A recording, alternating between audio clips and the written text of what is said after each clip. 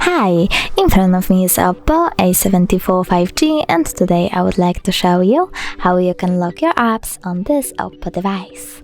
Firstly, open Settings. Now scroll down, choose Passwords and Biometrics, click on Set Privacy Password, and tap on Use a different passport type.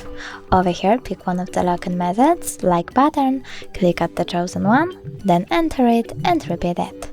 When you're done, answer this security question or click on it, pick one of those, or click on Custom Question and create your own. Then save it by clicking at the top right corner and remember to type answer over here.